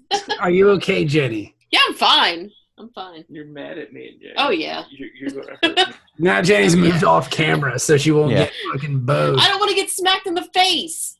I will calm myself. Tell you, Ben starts talking Trek and those bows go flying. I mean, he's excited. I mean, which is nice to see that he's excited in a positive way. We haven't gotten into the stuff Ben hates yet. I would like to hear some of it. I want to keep it positive, real positive. No, you've heard pretty much all of it Interesting. Okay. that I hate. Yeah. There's a lot of like here for you then. Yeah. I'm surprised because I think a big I didn't part pick of that, up that you had that positive impression of it. When we a watched big it. part of it was that this was written by Brian Fuller. Okay. And so a lot of what I like about Trek, I want to say probably put in it. Okay. So are you curious to see what's going to happen with the next batch of episodes? We should probably wait until we're closer to the Because it end seems for like the me. tone is going to change quite a bit. Exactly. And that's Okay, my well- concern. Well, let's keep going then. Let's keep talking about the episode then. Europa explode. Well, actually, the Europa gets rammed, and they do the fucking commence self-destruct sequence. Yeah. They pull the Picard. Yeah. And it was Picard. like, And you know what? My wife was like, Ooh. finally, somebody gets to blow up their ship. They've been talking about it for years, and finally. has she not seen Star Trek 3? Probably not. Oh. But she was excited about it just from watching TNG all those years and watching, Picard talk about blowing It was up. like Picard had like blue warp core or something. He wanted to blow up his ship. He always edged it right up to blowing up the ship. I know it sounds weird too, but I really loved after the Europa exploded because then there was just kind of that weird, like silence on the bridge. That weird kind of just, oh shit! Like Starfleet does that pretty good though, because we just saw something similar on DS9 yeah, when the Olympus blew up, when the Galaxy class got taken out Odyssey. by the Jem'Hadar, Yeah. the Odyssey. they get real eerie quiet. Yeah, Like, I because think- it's something you don't see. So I mean, Man, that thing's bigger than us. We gotta get the fuck out of here. They must train that. All right, this is what we're gonna do when the ship blows up. This is the look you have to have. Okay, go. if you ever see a starship blow up, Holy fuck! we got to think though. These, they can be explorers all day, but this is a quasi-military, Yeah, and you've just seen 500, 300, 400, whatever, of your brethren dead. yeah. And an admiral. How often does an admiral die in the field? Blow it up. Yeah, But to be fair, I mean, the Europa is a second-rate ship. I mean, if you want to get a good ship, you got to go into the Champions League and win that ship. Because, I mean, nobody wants the Europa ship. Nobody wants the Europa. I mean, come on. It's the fucking Europa. I mean, come I hope on. there is like a champions. Like there's going to be another A ship Champions called- League And ship. whenever it shows up, they go, the champions! The champions! That's a soccer joke. I'm sorry. Yeah. I Cristiano Ronaldo is driving the ship. With no shirt on, Yeah. flexing. Yeah. Of course not. But yeah, so then they get really ballsy and they want to try to blow this dude up. They're like, well, let's kill him. And like, no, well, we can't kill him. We have to He'll capture be him. space Jesus if you Yeah, kill he'll him. be And by space. this point, she's broken out of the brig because Yeah. the defense, I guess the screen or whatever that keeps her in there is about to. She about to fail. out-logicked the computer machine. I love that. hmm My thinking on that was the combination of her Vulcan training and the fact that she just basically Kirked the machine. Yeah. Because Yeah. I mean, Kirk the computer killer was a trope from the original series that I loved. Yeah, oh yeah. He would put it into calculating the last digit of pi and fuck you, and then They would just melt down. yeah. And so the fact that she used a combination of Vulcan logic and Kirk type, Chutzpah. yeah. Yeah. I thought it was cool too. I was into it. I believe Kirk is the reason why Deep Thought went off and tried to find the answer to the question. hmm Yeah. So they go over there. They get the idea because they see the Klingon dude taking up. He's taking up all the bodies. He's beaming them on board, and he's mummifying them himself. Well, he's not beaming them on board though. He's just tractor beaming. Tractor them on beam. board. Yeah. Yeah. Well, that's what I mean. Like he's taking him on board. He's a bona fide lunatic, and he's. You're right. It's a beam. You can say he's beaming him. It's a tractor beam. Well, but you kind of when you say beam, you think transport. Yeah, but Scotty, they never said, "Well, Scotty beamed me up" in the show. Yeah, well, I didn't like the transporters in the Shinzu. They were kind of weird. The whole big ring thing. It reminded me of Michael J. Fox playing in front of the big speaker in the beginning of Back to the Future. Yeah, like that's the vibe that I got from it. Yeah. But yeah, so they get the idea to plant a bomb into the into one of the bodies, and it blows up the front of the ship, which is cool. Now, is that a war crime? Nah. Hiding an explosive device in a corpse of the enemy after the shooting. Isn't that some shit that the VC did to us in Vietnam? What are you going to do, UN? We pay all your bills. Yeah, what's up? Trump's America. Trump's space UN. Trump. What are you going to do? I just think that the Federation is. Well, to be fair, I mean, she's probably got a little bloodlust in her because she just saw her admiral say, "Okay, let's have a ceasefire." Okay, ceasefire is good, and then all of a sudden they fucking. And she loved that. She loved that dude who was flying the ship that died too. Yeah, so she's probably mad about that. Yeah, she's upset, and I mean, that was like her little boy. All is fair in love and war sometimes, Yeah. Mm-hmm. So they fucking beam the warhead over. It blows up the ship. They go over there to capture the fucking Klingon dude. There's some fighting. There's some tussling. These two ladies do a good job kicking some Klingon ass. There's some bat'leth fighting. There's some knife fighting. There's some shooting. It's pretty rad. I don't, and again, this could be just a stylistic thing. I do like the design of the phasers, and I kind of like how in the opening sequence that they took it apart and put it back together. Right, you see the original classic phaser, and then it expands, and then it comes back as the new phaser as it turns. When Captain Giorgio has the phaser after the mutiny, and she comes back on the bridge, she's like not taking any more chances of that shit. She just comes out guns drawn. Yeah. You notice that it's got 3 projectors on which the is front. Cool. Yeah. I kind of like that. I totally loved, and I think we both talked about this, when they beamed over, it wasn't like, reach for your phaser. It was, we're being over in firing stance because there's going to be shit. Yeah. I thought that was cool. And that was one thing I complained about all the time. One of the things, and this is back in episode 1, and this goes back to things I love, when they couldn't get a lock on the object in the asteroid field or the debris field, they did something that I've wanted to see done since the original Trek. And it was somebody go look out the goddamn window. Yeah. I thought that was cool. I saw the telescope sitting there, and then when they actually used it, I was like, "Oh, that's pretty cool." And Chekhov's telescope. Yeah, and it goes back to them being explorers. Yeah. Technology is cool, but sometimes you have to kind of harken back to a simpler time, to see what this. Well, my thing is just how hard, like the Battle of the Matara Nebula in Star Trek II. And they were like, "Oh, the scanners are down, blah blah blah." How hard would it have been for one person look out just to go look out a window and go? But it's not as dramatic. Yeah, there it is. Shoot it. You just see Chekhov looking out the window. Hey, Captain, he's right over there. Like literally, right there, sir. Right, just turn left. No, a little bit more. All right, fire. I don't know. I'll take the drama of that. Yeah, I'll take the drama of it over the. Yeah. Oh no, it's definitely a classic scene. It's just that. I don't know.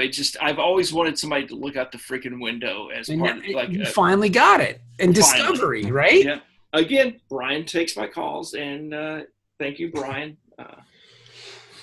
Now, they end up going over there. They do the damage. They get everything done. They kill the dude. The captain gets killed.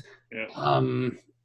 I'm excited about the albino Klingon. I think he's going to have a big part in the rest of the show, which is cool. I think he's going to take over. A big role in this new coming thing, which would be pretty rad. He's the torchbearer. He is. He's the torchbearer. Now, tell me, you're afraid this shit and then at the end of the episode, she is court-martialed and sentenced to life imprisonment. And then I don't understand why they didn't have any lights on in this courtroom. It's very much like they're going to send her to the fucking Phantom Zone. Yeah. Guilty. Anytime I see three people as a judge, I just say guilty. We did a similar thing when I was a senior at the academy. Like the freshmen, about 3/4 of the way through the freshman year, they get recognized as part of the cadet wing or whatever.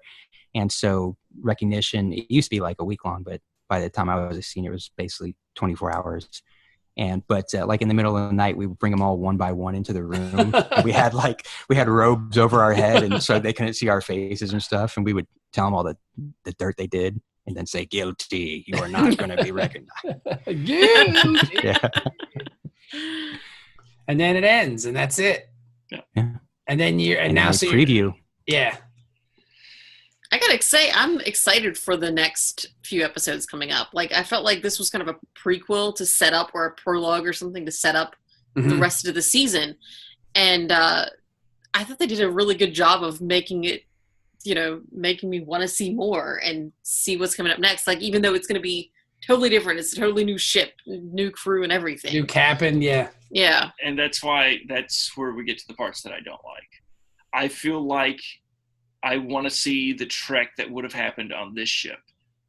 We spent 2 episodes developing these characters, these relationships, the ship.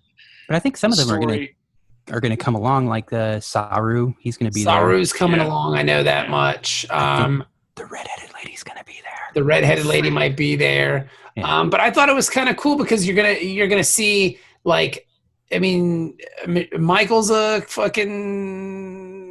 She's a criminal. She's a traitor. Yeah.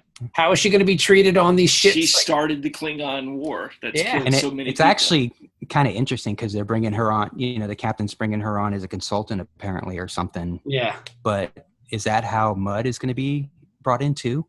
Like, is that how he becomes part of this show? Is he's actually brought in as? Is he a regular? conscript? I thought it was just going to be like a Mudd episode. I don't know. They show him in the preview, and I'm happy that it's Dwight Schrute, which I think is awesome. I mean, I think listeners. I think it would be cool though to have him there as like a conscript that has to serve on this ship to get out of his sentence or something like that. And that's how kind of he eventually breaks away at some point and begins his criminal enterprise. I love Jason Isaac, so I'm excited about that. I would like Mudd to be the Q of this new series, where we get doses of Mudd. Yeah. But not all the time. Mudd. Yeah, I could see that. He's just that that was the thing, is after a point in TNG, you knew that every season there was going to be a Q episode. Yeah. And you never knew when it was going to be until you watched the this week's episode, and then they did next time on an all new Star Trek: The Next Generation. There he is. Yeah. And Q's back. Gotta watch next week. Something else I noticed, like the trailers for the first 2 episodes were pretty horrible at representing how the show was actually going to be, because like I was kind of hesitant. I was like, I don't know if this is actually going to be, it looks promising, but I don't know how it's going to be. And like the show like totally blew it out of the water, compared to the trailers. Yeah. Especially. Yeah. I mean, whether it had flaws or not, like is my people were bred to sense, failed ratings, and I sense failed ratings. All right. I mean, I just see. My thing is though, was it you, Dennis? That I think you actually had tweeted this or on Facebook that said it would be like Encounter Farpoint being based on the Stargazer incident. And so it was somebody had said that. I think it was a listener. It may have been a listener, and I'm sorry, listener, for not knowing your name, because really you're not that important in my life. Jesus Christ, Ben! Hopefully they didn't get that far. Jeez, Ben, you're having a stellar night. You're elbowing Jenny in the face. You're insulting our listeners. Well, I mean, I've had look. There has to be balance in my. And Ben's psyche. You got to be really bummed out, because I mean, it sounds like you enjoyed these 2 episodes. But here's my fear. Uh-oh. And again, like I said I've said this multiple times. Well, you had fear about these 2 episodes too, though. Right. And so here's the thing: is everybody takes me as like automatically hating it before I saw it. I hate all the things. That's because you said you hated it before you saw it. I think you're taking my words out of context. Literally? When we shouldn't be? See, literally can mean many things now. It can literally only mean one thing. So the thing that's been my driving concern is that they're going to deviate from Trek too much. that they're going to not be true, because Trek isn't about shoot 'em up adventure. Sure, you're going to have some episodes where it is, and those are going to be good episodes, but then it's also about that human adventure. That has to be a big part of it, and I definitely felt that in these 2 episodes. I'm just afraid that because this was the episode written by Fuller, and I know he wrote the other episodes, but I also know that there were a lot of staff changes after this. Yeah. And I know that after the 3rd episode, there were some major changes. And I'm just concerned that too many chefs. that this isn't representative of the series. Cooks. Okay. Because this wasn't a pilot for the series yet. Like you're saying, this is a prologue. This is a prequel. This is setting up a lot of stuff. This is a good midway through the 3rd season flashback to see how we got here, even midway through the 1st season to flashback. But we haven't met any of the actual crew yet. We haven't met any of the ships that are like the name of the show is Star Trek Discovery, and we haven't even seen the Discovery yet. Yeah, I'm fine with it. And I think if you're going to have a show called Enterprise, you should show the Enterprise in the first, episode or 2. I get that. If you have a series called, I get that. It should be. We should have had more to do with the Discovery. I like that they're taking a different approach. They're setting it up in a different way than they usually do with other Star Trek. Like you're saying with Encounter at Farpoint, like this is the episode with like the meat gazer or whatever. The episode before. Love the meat gazer. We're seeing the Battle of Maxima, and then we flash forward 10 years. I would say, like, if let's say that they didn't do this episode and you just start with Discovery episode 1 is about Captain Jason Isaac and his consultant, who is Michael, who was she was a criminal and a traitor, and now she's on this ship and yada, yada, yada. You're going to have preconceived notions about her, and the whole time you're going to be thinking, how did all that play out? How did that happen?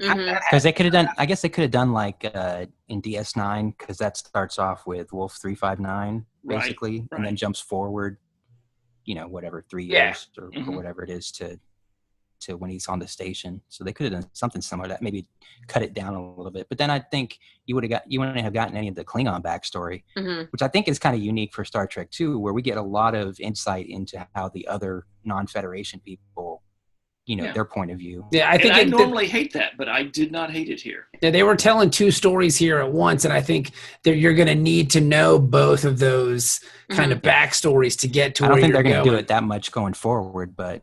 No, not so much going forward, but but now I get the idea of the Klingon mindset, what was happening before the 24 houses were divided, now they're together, yada, yada, yada. I think it's kind of cool. Something different. Although it would have been pretty badass if they had just found the Klingons and there had been no talking until the Admiral shows up, and then all of a sudden the Klingons start communicating with them. Like, that would have been pretty cool, too. Yeah. Like, they're trying to second guess, because we see them trying to guess what the Klingons are doing, why they haven't attacked it yet, and all this stuff. And we know why, because we can see the Klingons explaining kind of what their plan is. Yeah. But and I'd rather see all this happen rather than 1 or 2 episodes in. Yeah, they're all just sitting around talking to each other about what happened. It's like how many times in TNG, don't tell.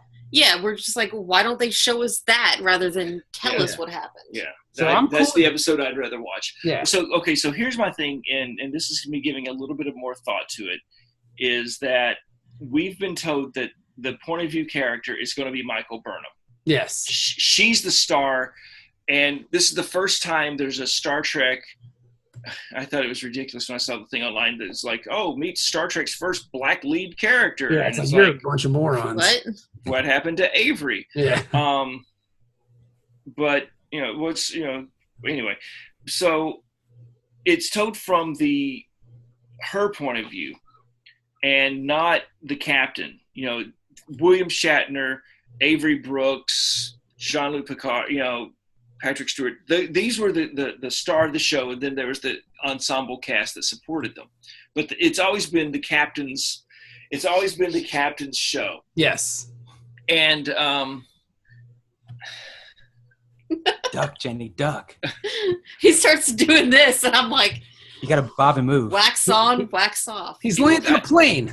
It's the Bob Fosse method of Star Trek explanations, but it's.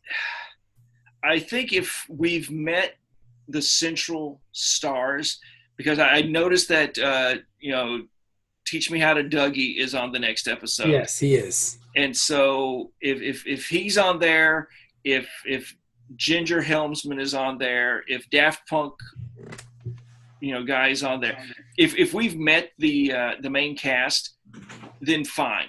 I'll be a lot happier with it. But if we go to this new show and a lot of the main characters of the new episodes are like new, I mean, I get we're going to meet the captain, we're going to meet people, but as long as we've met the core team, like the A team of the stories, I think we have.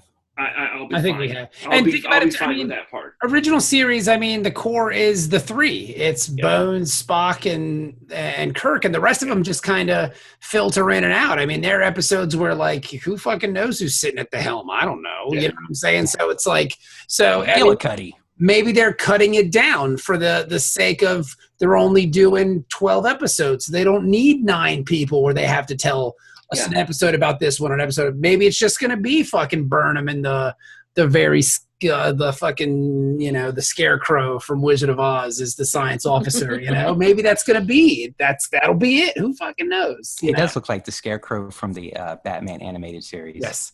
Well, he's also very afraid of everything, which I thought was kind of funny. He's a reverse Scarecrow. Yeah. So Everything scares him. overall, I'd say thumbs up. I'm giving it 2 thumbs up. I really enjoyed it. Oh, I'll give it I'll definitely give it a thumbs up.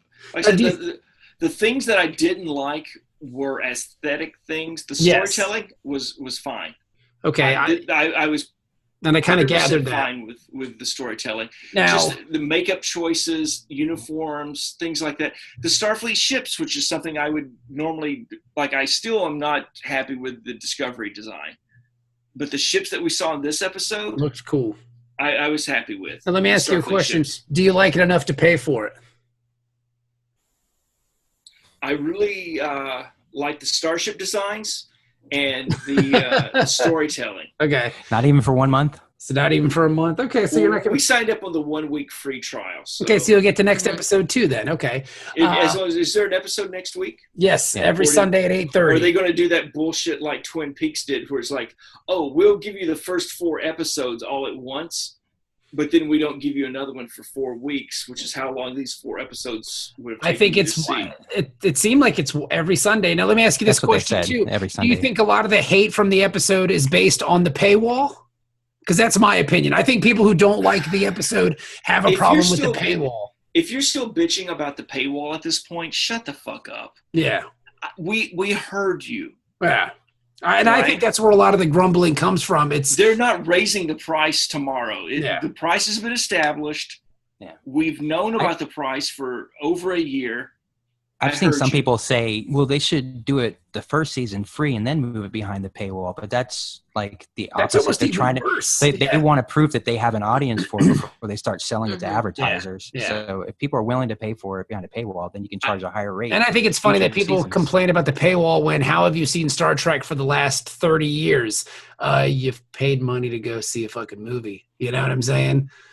Yeah. Netflix. Yeah. Whatever. Well, then especially for the last 15. Especially for the last 15. 12 or 12 or whatever. It's been all movies, And I saw somebody online saying like how all these people who get HBO just to watch Game of Thrones, but then they're going to bitch about CBS All Access to watch Star Trek. Well, see, that is something that I have a problem with.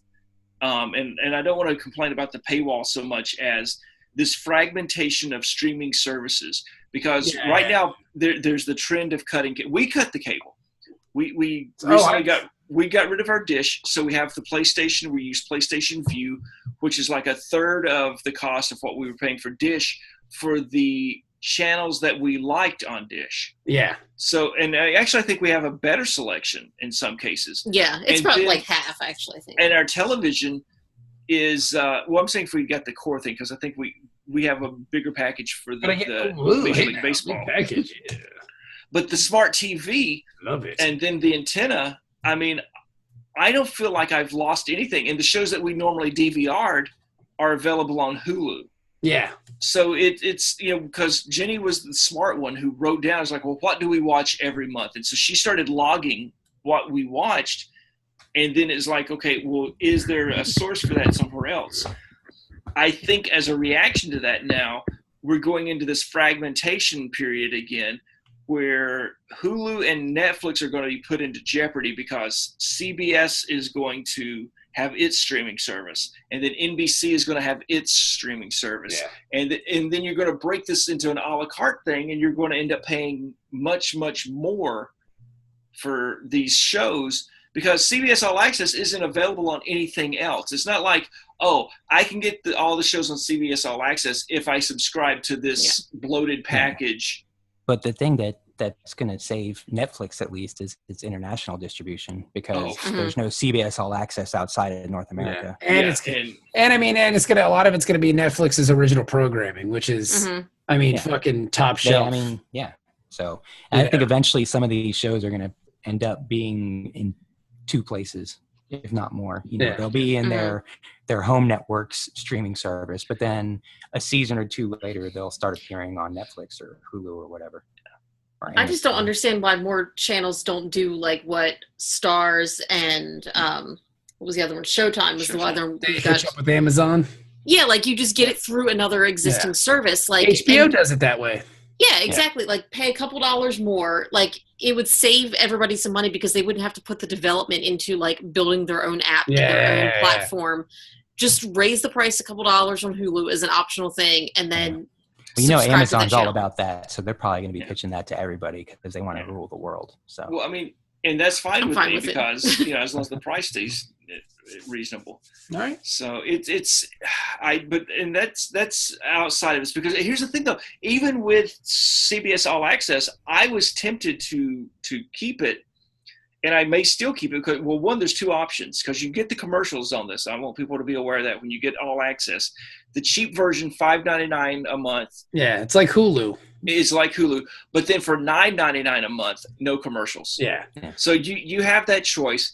But I did notice there are some shows and movies that I have not been able to find on any other streaming service. Yeah. That there was a movie I said, oh my God, while we have it. Invasion of the Body Snatchers. Invasion of the Body Snatchers is available on CBS All Access. So I wanted, to share that with Jenny because she hasn't seen it. And I have that opportunity now because of CBS All Access. If I have access to that kind of library, and if they're not going to share it somewhere else, it's more than Star Trek. So but if the only reason I'm coming here is Star Trek, then it's not worth it. It's not worth it just for Star Trek. Fair enough. Until they pull it from Netflix or something. Yeah. Well, yeah. If they pull Star Trek from Netflix and Hulu, then we'll have to get it. Then it's only available on Star Trek All Access. Don't say that; they might be listening. Then we can't do the podcast. I think that definitely impacts our listenership, though, because I think a lot of our listeners have Hulu and Netflix, but they may not, So. Well, there you go. I loved the episode. I thought it was great. I'm looking forward to Sunday. I thought it was killer. We'll go back to reviewing DS9 next week, but I figured we just kind of had to talk about Discovery because everybody was kind of talking about Discovery, and I'm not gonna lie, I thought it was great. I really enjoyed it. We'll see. I agree with some of Ben's kind of some of his hesitations going forward, but I think the foundation is built for some cool shit. Yeah. So there you go. See what happens. Yeah. Yeah, buddy. Because when it ended, I was like, well, how are they going to get her out of this? She's going to jail for life. And then they kind of explained that in the preview. Well, we need fucking people because we're at war. So I was like, oh, that makes a lot of sense. Yeah. And it's kind of cool that people are trying to get Jason Isaacs to kick her off, but he's like, it's my ship. I do what I want to do. I do what I want. It's my ship. There you go. All right, guys. Well, cool. Good job. And sorry about the long episode. There's lots to talk about. It's 2 episodes. Shut the fuck up. And I'll let you guys go to bed. Yeah, right. Go to bed, and we'll talk to you guys next week. So thank you, and enjoy Discovery, dudes. Bye. Later. Paul.